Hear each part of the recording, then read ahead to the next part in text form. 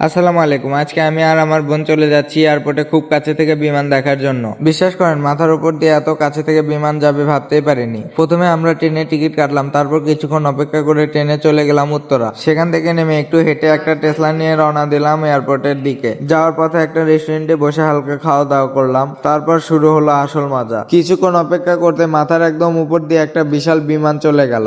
এত কাছে দেখে সত্যি অনেক ভালো লাগতেছিল।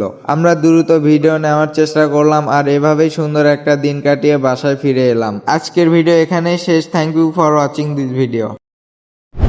আসসালামু আলাইকুম। আজকে আমি আর আমার বোন চলে যাচ্ছি এয়ারপোর্টে খুব কাছে থেকে বিমান দেখার জন্য। বিশ্বাস করেন, মাথার উপর দিয়ে এত কাছে থেকে বিমান যাবে ভাবতেই পারিনি। প্রথমে আমরা ট্রেনে টিকিট কাটলাম, তারপর কিছুক্ষণ অপেক্ষা করে ট্রেনে চলে গেলাম উত্তরা। সেখান থেকে নেমে একটু হেঁটে একটা টেসলা নিয়ে রওনা দিলাম এয়ারপোর্টের দিকে। যাওয়ার পথে একটা রেস্টুরেন্টে বসে হালকা খাওয়া দাওয়া করলাম, তারপর শুরু হলো আসল মজা। কিছুক্ষণ অপেক্ষা করতে মাথার একদম উপর দিয়ে একটা বিশাল বিমান চলে গেল। এত কাছে দেখে সত্যি অনেক ভালো লাগতেছিল।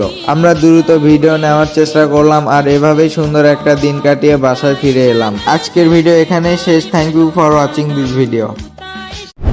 আসসালামু আলাইকুম। আজকে আমি আর আমার বোন চলে যাচ্ছি এয়ারপোর্টে খুব কাছে থেকে বিমান দেখার জন্য। বিশ্বাস করেন, মাথার উপর দিয়ে এত কাছে থেকে বিমান যাবে ভাবতেই পারিনি। প্রথমে আমরা ট্রেনে টিকিট কাটলাম, তারপর কিছুক্ষণ অপেক্ষা করে ট্রেনে চলে গেলাম উত্তরা। সেখান থেকে নেমে একটু হেঁটে একটা টেসলা নিয়ে রওনা দিলাম এয়ারপোর্টের দিকে। যাওয়ার পথে একটা রেস্টুরেন্টে বসে হালকা খাওয়া দাওয়া করলাম, তারপর শুরু হলো আসল মজা। কিছুক্ষণ অপেক্ষা করতে মাথার একদম উপর দিয়ে একটা বিশাল বিমান চলে গেল। এত কাছে দেখে সত্যি অনেক ভালো লাগতেছিল।